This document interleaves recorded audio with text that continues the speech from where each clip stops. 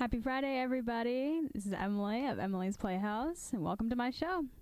It is August now. It's August 3rd, 2018, and I've had a busy week already. It's, the beginning of August already, and these past 2 days, and today is going to be busy, and tomorrow's going to be busy. It's already been a week for me. So, Infinity War came out on digital download on July 31st. That was a couple days ago, and you guys know I love Marvel movies, so I think that's really cool. I just wanted to let you guys know that it's out now. Finally, it was in theaters my birthday week, I believe. It came out like a couple days before my birthday, and I went to go see it with my friends, and that was the movie that motivated me to watch all the Marvel movies in order leading up to Infinity War. And I did, and it's great. I love that franchise, the whole Avengers storyline, and now it came out on digital download for some reason first. So yeah, if you want to watch it digitally, go download it. I think it comes out on DVD later this month, like August 14th. I bought it already, and it's shipping to my house on the 16th, so later this month. But that's really cool. And I don't have Blu-ray, so I couldn't tell you when it comes out on Blu-ray. Hopefully the same day for you guys who has Blu-ray. But yeah, it's really exciting. I love Infinity War. If you haven't seen it yet, you are sheltered, and you need to watch it right now because it's a phenomenal movie. And I'm excited for the fourth one, Avengers 4. We don't know the title of it yet. We probably won't know until the end of the year, I have a feeling. But because it's Marvel and they're sworn to secrecy like that. Everything about Marvel is a big secret. But kind of like Willy Wonka's factory. That's what I imagine Marvel Studios is like. That was a bad comparison, but you get it. But yeah, Avengers 4, I guess, has been, I don't know if this is true or not, but I really hope it is, because if it is, Avengers 4 is coming out the same week as my 20th birthday. It's been moved up from the 3rd to, at least in IMAX, around the 27th of April. My birthday is the 28th. So I have, either way, it's the same week, but either way, I have 20th birthday plans, and that makes me really happy. That's a good thing about Marvel movies. You get birthday plans when your birthday's in end of April, beginning of May. So yeah. Another thing that happened this week, I went to the Panic at the Disco concert, Pray for the Wicked tour at Amalie Arena. Des was on here earlier, an hour before, and he was talking about, he works at Amalie Arena, and he was talking about setting up the stage and everything, and it was crazy. And I guess that concert kind of motivated him to listen to music, so I was out there listening to him play High Hopes and Say Amen Saturday Night. So, but yeah, that concert was phenomenal. It was an experience. It wasn't even a show, but I took my sister Kristen, my little sister, and we were about 14 rows back from the stage, and it was just that was the seat. First of all, Hayley Kiyoko in Arizona. I'm gonna play a song by Arizona during this first music break. That was really good. They were really good. Not huge fans of either of them, but it was great. Their songs were great. They performed for about half an hour each, and Brendan Urie came out at 9 o'clock, and oh my god, all his songs are great. It's great going to a concert where you know all the lyrics to all the songs that are played. It's just so much fun. I think he had like every effect like known to man, like every concert effect. Like he had lasers, he had fire, he had those sparkly things that come down from the ceiling, he had confetti, he had streamers shooting out. He flew over the stage during Dying in LA, one of his new songs off of his album Pray for the Wicked. He got on this platform and he flew, and he played piano like a good 10 feet, 20 feet over the crowd back to the stage. It was amazing. And he, during Death of a Bachelor, he went through the audience, and I was about like a foot away from him. It was crazy. That was a crazy experience. He knows how to put on a really good show, and his vocals are insane. If you've never been to a Panic at the Disco concert, you gotta go, like, before it's too late, because oh my god, I was sitting there thinking like another one of my favorite bands is My Chemical Romance, and they don't exist anymore, but their songs are great, and I would kill today to go back in time and go see them in concert. So if you have never seen Panic at the Disco in concert, I'm telling you, go see them now while you can. What else is going on this week? The Rocky Horror Picture Show, you guys know I do that. Today is our last Friday night show at the Bellagio, so come out and see us there. It's 11778 Northdale Mabry Highway, and so we're doing that. I will be Trixie tonight, and yeah, we're gonna go out with a bang. We're having a big party. It's some people's birthdays. We have some old castmates joining us, and it's gonna be a lot of fun. And then tomorrow, exciting news for those of you who are going to be at Tampa Bay Comic-Con, we are going to be performing in Ballroom D at 9:30 p.m. So come check us out. It's our first convention performance as this cast. And it's kind of coming full circle for me because I saw the Rocky Horror Picture Show for the first time live in 2016 at Tampa Bay Comic-Con. So it's like I have a cast of my own, and now we're performing at Comic-Con. And it's like the circle of life, you know? It's beautiful. Coming back around, and we're just really excited. It's going to be a great show. I think I'm Trixie again, along with a guest Trixie, and my friend Kaylee. So I think there's going to be 2 or 3 of us as Trixie. I'll probably be walking around the floor all day, dressed as Columbia. So if you see me, give me a shout out. Come say hey. Come see our show. It's gonna be big. I think I have some friends that told me they're coming to check us out, and I'm just really excited to see all of you guys. It's gonna be a great show. So, yeah, that being said, we've got a great show for you today. It's really chill. You know, it's a really chill show. I think this is the second to last show, if I heard correctly. So that's kind of sad. Next week is the one. But yeah, today I'm going to be talking about a movie that's been on my mind ever since I watched it for the first time. It is entitled 𝘍𝘍𝘁 𝘠𝘭𝘢. It is based off of a play. It's a movie based off of a play. And I'm a huge fan. I don't know what the deal with me and movies based on plays are, but, you know, I love the Phantom of the Opera movie. I love the movie Rent, and the 𝘍𝘍𝘁 𝘠𝘭𝘢 is another one of those. It kind of reminds me of Rent, except it's a lot more real, and it just hit me hard. I watched it because I'm a fan of Mark Ruffalo. He's Bruce Banner and the Hulk and Avengers, and so I love him. He's my favorite Avenger, and so I started watching all his movies, and I think 𝘍𝘍𝘁 𝘠𝘭𝘢 is arguably one of his best performances, and I'll get into that in a second. And then after that, I'm going to talk about that Venom, the movie Venom, is coming out in October, and they released a new trailer. I wasn't really going to be excited about it. Like, you know, I love the Avenger storyline, but aside from that, I'm still not a huge like superhero fan. But Venom is a Spider-Man villain, and I really like the way he looks, and after this trailer that came out, I think yesterday or 2 days ago, I'm really excited for it now, and I want to talk about it. So be prepared for that. And then after that, I was going to just mention this at the beginning, but I think I can do a whole segment on it.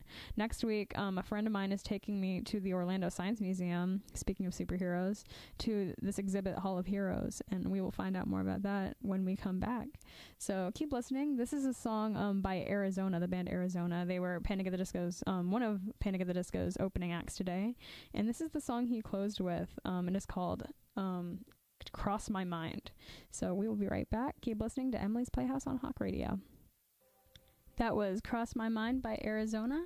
You're listening to Emily's Playhouse on Hawk Radio. And for this first segment, I'm going to talk about 𝘍𝘍𝘁 𝘠𝘭𝘢, one of the saddest movies, I think actually the saddest movie I've ever seen before in my life.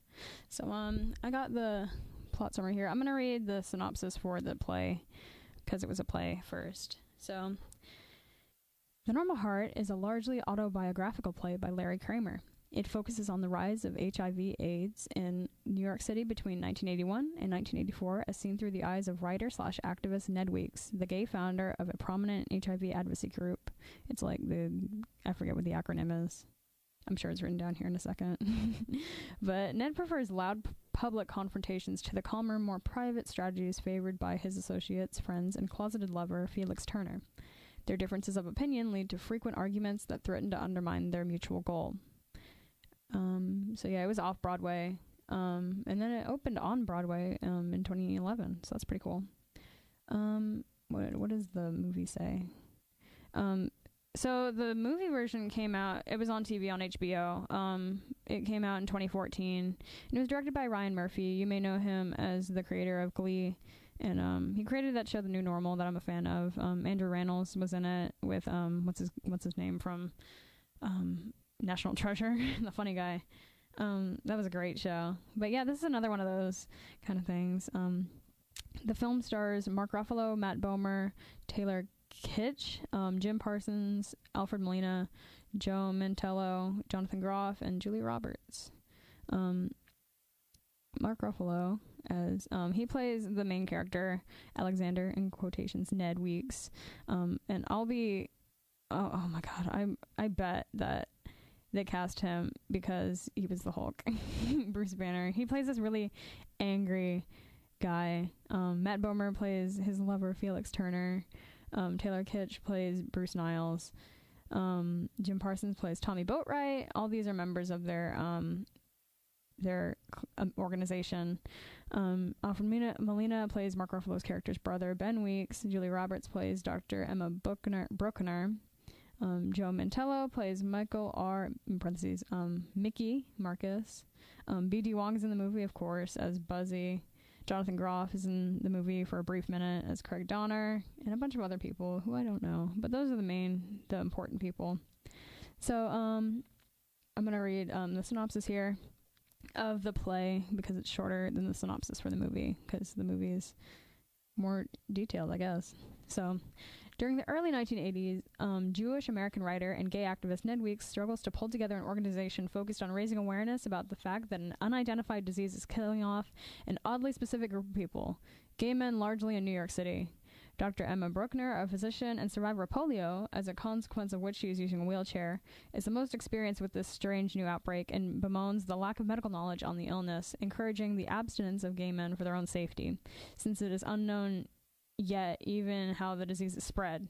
Ned, a patient and friend of Bruckner, calls upon his lawyer brother Ben to help fund his crisis organization. However, Ben's attitude toward his brother is to give merely passive support, ultimately exposing his apparent homophobia. For the first time in his life, meanwhile, Ned falls in love, beginning a relationship with New York Times writer Felix Turner. The increasing death toll raises the unknown illness, now believed to be caused by a virus, to the status of an epidemic. Though the press remains largely silent on the issue. A sense of urgency guides Ned, who realizes that Ben is more interested in buying a $2 million house than in backing Ned's activism. Ned explosively breaks off ties to his brother until Ben can fully accept Ned and his homosexuality. Ned next looks to Mayor Ed Koch's administration for aid in financing research about the epidemic that is quickly killing off hundreds of gay men, including some of Ned's personal friends. Ned's organization elects as its president Bruce Niles, who is described as the quote-unquote good cop of gay activism in comparison to Ned. While Bruce is cautious, polite, differential, and closeted, Ned is vociferous, confrontational, incendiary, I don't know these words, and supportive only of direct action. Typecasted Mark Ruffalo. Tensions between the two are clear, though they must work together towards the promotion of their organization. Felix, meanwhile, reveals to Ned his belief that he is infected with the mysterious virus. Oh no.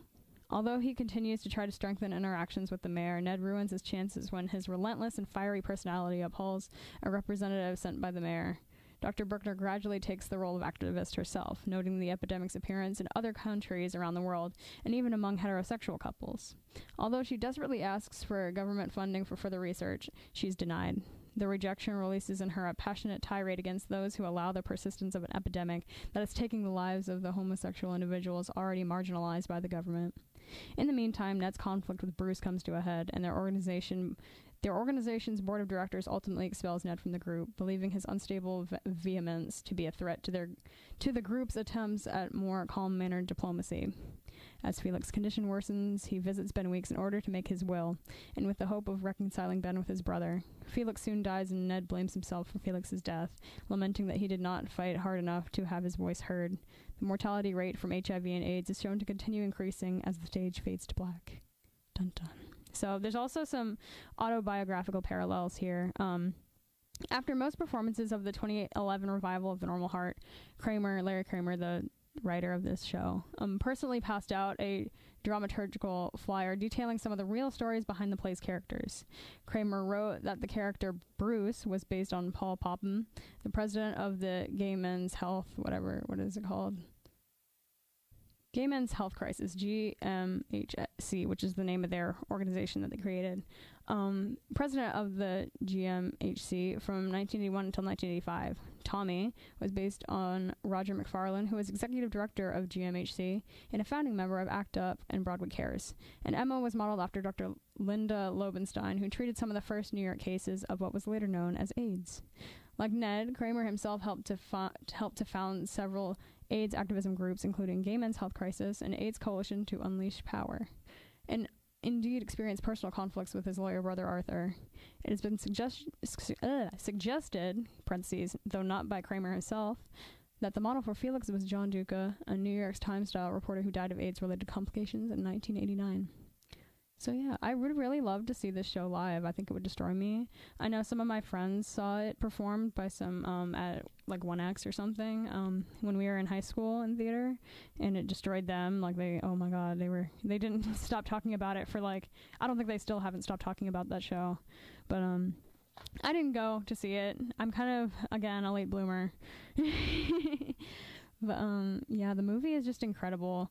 You know, Mark Ruffalo was cast as the main character, Ned Weeks, and he's straight, and I guess some of the scenes were hard for him to relate to, but he is a really good actor. Like, you think, you see him in like all these indie films, and, you know, as the Hulk and Bruce Banner and stuff, you know, you see him do interviews, and he's just like, you sweet little cupcake, you know, Mark Ruffalo, playing these characters that really aren't like him at all. Like, he's so different from all these characters, and he's just, it really shows like how great he is an actor. This movie, the TV movie, it won an Emmy in 2014 for Outstanding Television Movie. So the recipients and nominees were Ryan Murphy, a bunch of other people who worked on it. Brad Pitt, I think, directed it, which is really cool. And Mark Ruffalo was one of the producers on it. So it's just a really, if you haven't seen it, if you can watch this movie in one sitting without crying, like taking a break, like I could not watch it for the first time without, I had to take a break because it was just too much in one sitting for me. But if you can watch it in one sitting without crying, props to you, because you're stronger than me, because it's a really sad movie. I didn't know what it was about when I watched it. Like, I was just watching solely because Mark Ruffalo was in it, and then it was like, oh man, this cuts really deep, y'all. But it's a really great movie. I bought it on DVD last week, and I just been watching it, and it's just honestly one of the saddest movies I've ever seen, if not the saddest movie I've ever seen. But it's great. It's greatly written and filmed and produced and directed and all that stuff. It's award winning. When you see it, you'll understand.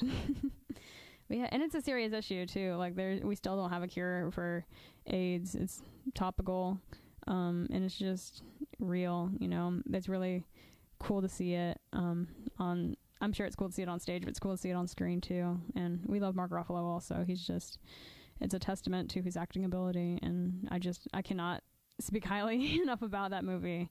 It's great. So I'm going to play some songs off the soundtrack of it during these next two music breaks.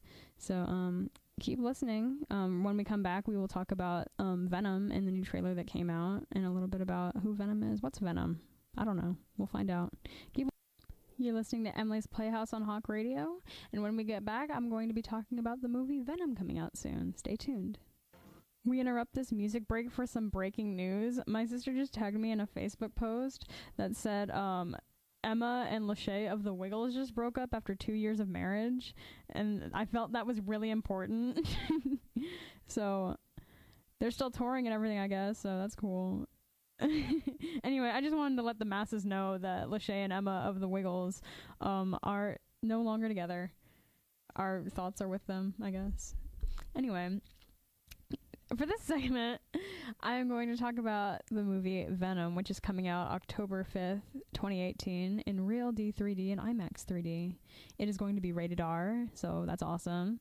And I don't know, until this new trailer dropped a couple days ago, I really wasn't hyped about it. Again, I'm not a huge comic book fan. I just got into the Avengers storyline of the MCU, so but I feel like this movie looks really, really cool. It looks bizarre, but also it looks really cool. It's bizarre because I have no idea what it's about. I'm about to find out as you guys are. But yeah, it looks like a really good movie to hold me over until Avengers 4 comes out. So Venom is an upcoming American superhero horror film based on the Marvel Comics character of the same name. It is intended to be the first film in Sony's Marvel Universe. So Sony owns the Hulk and Spider-Man, and Venom is a Spider-Man villain. So it's I don't know where it fits in, but it looks cool. Tom Hardy is going to be playing Eddie Brock / Venom. He is an investigative journalist who becomes the host of an alien symbiote that imbues him with superhuman abilities and a horrific alter ego, in quotes, Venom. He is okay, so the director says, I like Jekyll and Hyde kind of relationships between characters. That's why I like the Hulk. It's cool. It's like it shows him fighting with dual personalities. I love that stuff. So the director, I guess, Ruben Fleischer, noted that unlike a werewolf or a Jekyll and Hyde, the relationship between Brock and the symbiote is a hybrid, with the two characters sharing a body and having to learn to work together. Hardy was drawn to this duality and compared the two characters to Ren and Stimpy. He gave each a distinctive voice, an aw shucks American accent for Brock, and a James Brown lounge lizard-like voice for Venom. Hardy called Brock an anti-hero who would do whatever he has to accomplish a goal. Hardy also did performance capture for the latter. So I love, everything about that. I love Ren and Stimpy. I love the duality characters, the symbiote and Brock hybrid thing. I love motion capture. I love everything about that. Speaks to me. So I mean, I don't know why I've been sleeping on Venom for so long, but he looks really cool. So the premise here, it's really brief because the movie hasn't come out yet, but the premise is following a scandal, journalist Eddie Brock attempts to revive his career by investigating the Life Foundation, but comes into contact with an alien symbiote that bonds with Brock, giving him superpowers as long as they share the same body. That looks really cool. I'm going to try to get my mom into that. So here we have a little biography about Venom, the comics character. Venom is a fictional character appearing in American comic books published by Marvel Comics, commonly in association with Spider-Man. The character is a sentient alien symbiote. By the way, am I saying it right? Because I know they say symbiote in the trailer, but I don't think that's right. I think it's symbiote, and I think people got mad about it, so that's how I'm going to say it. Correct me if I'm wrong. Actually, don't. Please don't yell at me. I don't know what I'm talking about. Symbiote with an amorphous liquid-like form who requires a host, usually human, to bond with it for its survival. After bonding with its human host, the symbiote bestows its enhanced powers upon the host. When the Venom symbiote bonds with a human, the new dual life form usually refers to itself as Venom. The symbiote was in Spider-Man. The Venom symbiote first known host was Spider-Man, actually, who eventually separated himself from the creature when he discovered its true nefarious nature.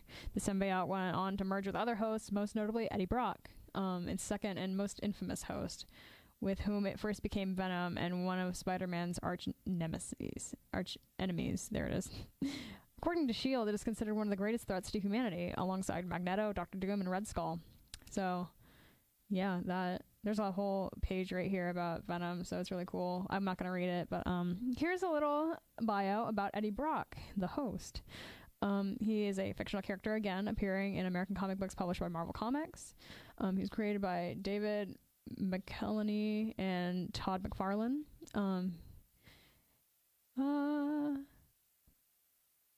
The character is since yada yada yada. Okay, in the original version of the story, Eddie Brock is a journalist who exposes the identity of a serial killer only for the real killer to be caught by Spider-Man. Thus, he accused of the wrong man. Disgraced and suicidal, he comes into contact with the alien symbiote, rejected by Peter Parker, aka Spider-Man. The symbiote bonds with him, and they become Venom together, seeking out revenge against their mutual enemy. Though he repeatedly comes into conflict with Spider-Man, he also attempts to operate as a hero, albeit a violent one, seeking to save those he deems quote-unquote innocent. So, yeah, there's a bunch of different kinds of symbiotes, I guess. They're a whole, race of alien and stuff, but it looks really cool. I just wanted to talk about it a little bit, because, again, if you haven't seen the trailer, check it out, because it looks incredible. Like, you guys know what Venom looks like. He's that black thing with the tongue and teeth, but it looks real in this new movie coming out. It's crazy. It's scary. It's really eerie looking, but it looks so cool. Technology has come a long way, guys. I can't even tell you. But yeah, this movie looks really cool. It's going to be rated R again. It's a horror movie, I guess, a superhero horror. So that everything about it again speaks to me. The whole Jekyll and Hyde, motion capture, Tom Hardy. All of it looks really cool. And yeah, it's gonna come out in October. So that's one movie. Before, and then Captain Marvel is that's next year in March. So October and then March, and then finally I think in April, late April, early May is Avengers 4. That's going to be the big one. But yeah, I'm happy I have all these superhero movies to hold me over until Avengers 4, the big one, the finale, the ending, the last one. Mark Ruffalo called it the last goodbye. Dun dun dun. But yeah, Venom, check it out. Familiarize yourself with I don't know why they're giving all these Spider-Man villain solo movies, but I'm not complaining at all. Not a fan. I want Sony to turn over the Hulk and Spider-Man over to Marvel, or at least, because Tom Holland's Spider-Man had his solo movie, Spider-Man Homecoming. That was like his intro movie besides Civil War, and I want Hulk to have one too. Like, I know Edward Norton has one, and it's great, but I want more Mark Ruffalo. I got a fever, and the only prescription is Mark Ruffalo. But yeah, man, Venom is gonna be great. That's all I really got to say about it. Check out the trailer. It just, oh my god, it looks crazy. I can't even, I don't want to gush too much about the way this character looks, but it's just everything I want it to look like. I hope the other fans feel the same way. But yeah, check out Venom. Speaking of Venom, here's a song with the word Venom in it by My Chemical Romance. We'll be right back to talk about some more superheroes in a bit. Welcome back to Emily's Playhouse. I'm Emily, and I really quickly, before I close it out for today, this second to last episode of Emily's Playhouse, I just want to talk about this event going on and from May 22nd to September 3rd. That's right now, for those of you who aren't keeping score. I'm going to the Orlando Science Center, or what is this place called even? Orlando Science Museum. I'm going there. Obviously, it's in Orlando. My friend Rosa is coming back from Florida State University. Go Seminoles. This week, and next week I'm going to stay over at her house Wednesday to Thursday. And Thursday, I guess we're going to this exhibit that I've been wanting to go to since it opened. It is called the Hall of Heroes, and it's a traveling exhibit, so it's only going to stay until September 3rd. So check it out while you can. Here's a little bit about it. It says, immerse yourself in the world of superheroes, crime fighters, gadgets, and spies in the Hall of Heroes. You'll find yourself in the midst of the action in your exciting journey through several different themed environments with surprises around every corner. Visitors of all ages will love this exhibit that combines science and science fiction and lets you discover your own super strengths. Learn about superheroes' origins, discover the ideals that heroes uphold, and push boundaries to see what it truly means to be heroic. Starting your journey in the identification station, in quotes, you will learn about and get sorted into one of the 5 disciplines that are the basis for all superpowers: powers of the body, powers of the mind, mastery, gadgets, and the elements. These powers are reflected throughout the interactive exhibit, where you can explore, learn, and test your skills at various stations to find out which discipline of superhero you excel in. Can you defuse a bomb in time? Will you keep your cool in the Super Balance Challenge? Test your agility in the Touch Path game, or check out the Laser Lab for a challenge that will remind you of James Bond. There's something for the whole family, whether you want to challenge the powers of your mind or your reflexes. Hall of Heroes also features a full-scale half replica of the 1960s George Barris Batmobile, along with an interactive Batcave and various other movie props and replicas and rare artifacts from major motion pictures and television shows. So don't forget to snap a memorable picture, learn about the fun and fascinating history of memorabilia, and enjoy the interactive displays that will take you through a history of heroes. From the radio to the pop culture display, discover more about everything from blockbuster films to large-scale comic conventions. That speaks my language, too. I just hope it's not like... It says it's for the whole family, but I hope it's not like kiddie and stuff. They have a giant Hulk. So I want to take a picture with that because that's my boy. And yeah, it just looks really cool. Hall of Heroes, May 26th to September 3rd. That's all it really says about it. I don't know about the whole identification station. What power do you think the disciplines, what power do you think I'm going to get? I don't think I'm going to get powers of the body at all. Maybe powers of the mind. I don't know what mastery is. Gadgets would be cool, and the elements would be really cool too. But yeah, I don't know what powers of the body is. All of them sound really cool, but yeah, maybe I don't know. I can't even think about what it's gonna be like. I just hope it's really cool, and I hope it's worth the drive and money. I don't want it to be too kiddie. I really am interested in those replicas, and I'm a nut for that. I'm going to Comic-Con this weekend, and I just, now that I like Marvel stuff, it's like, it's going to be like heaven for me there. I just want to take pictures of stuff, you know? It's going to be great. So this is another thing, I don't know. It's something me and my friend Rosa planned a couple months back when it first opened, and it's like now we're actually going, and it's fun. It's always great to see her. She's been at college away for a while, so now I get to see her, and we get to share our mutual love of superheroes, my newfound love and her longtime love. I feel like in my life, I feel like she's always getting me into stuff and I'm not interested, and then later in life I will be interested, and I don't know, we just have that to bond over. It's kind of like nostalgic for her, and I'm just getting into it, and then on the off chance I get her back into it. Like that happened with My Chemical Romance. Like when we were 11, she listened to My Chemical Romance. I wasn't interested, and now I listen to My Chemical Romance, and you know, it's kind of like nostalgic for her. She watched Marvel movies back in the day. I just got into Marvel movies, and yeah, so it's great. Friends are great. Shout out to Friends. But yeah, check out this Traveling Hall of Heroes exhibit. If you're a fan of superheroes like I am, check it out at the Orlando Science Center while you still can, before it's too late. Are there prices here? General admission.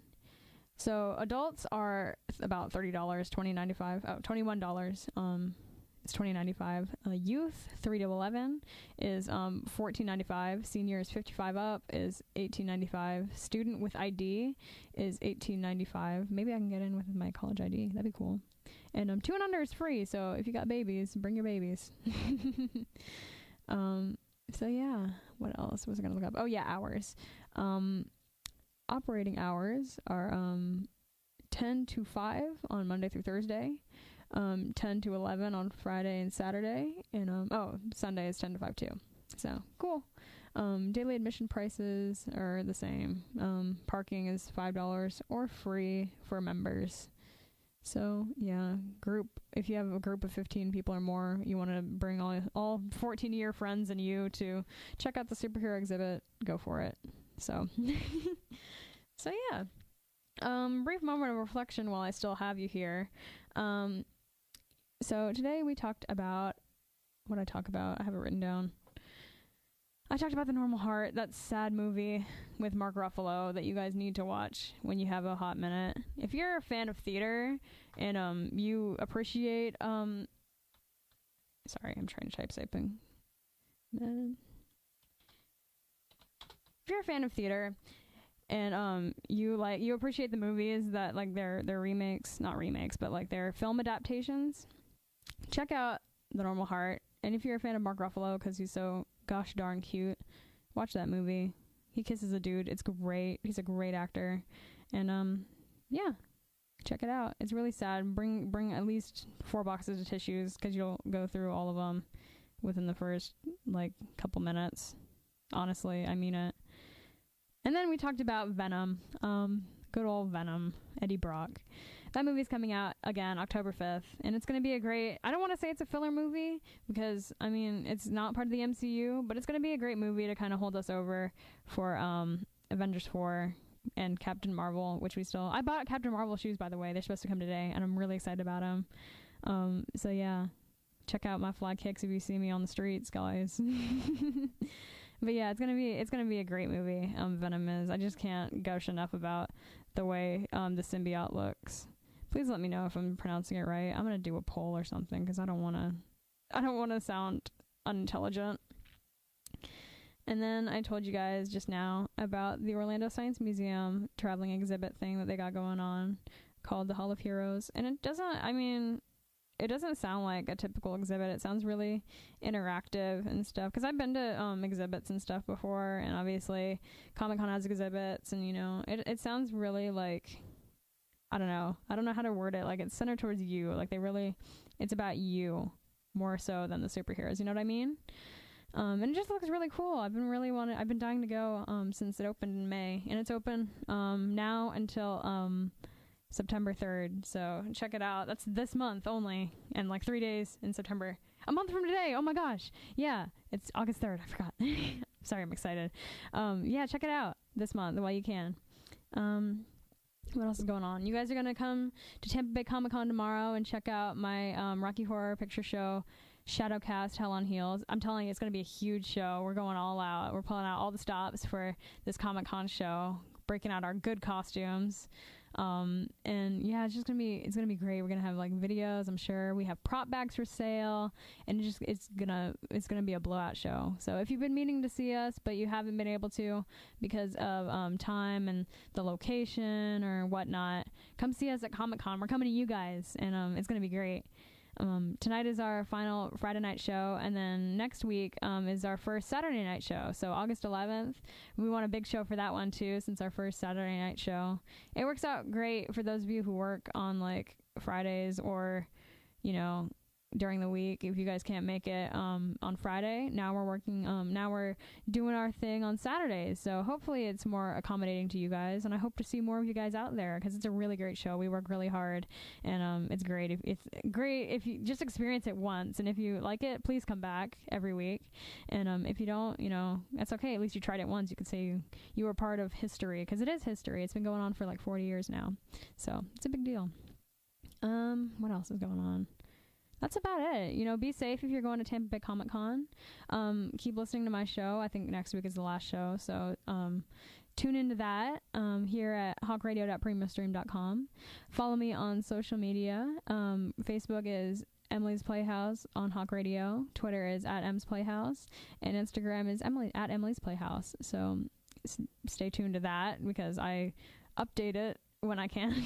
I'm not too great at updating stuff, but I promise I will update this week and give you all the news as it breaks regarding entertainment, movies, music, television, all that jazz, especially superheroes. If anybody says anything about Avengers 4, you will be the first to hear from me. So yeah, again, be safe at Comic-Con tonight. It's opening like 2 hours ago, so be safe. And we will see you guys here next week, same time, same place, for the very last episode of Emily's Playhouse. So I will close out with Imaginary Parties by Superfruit. So I will see you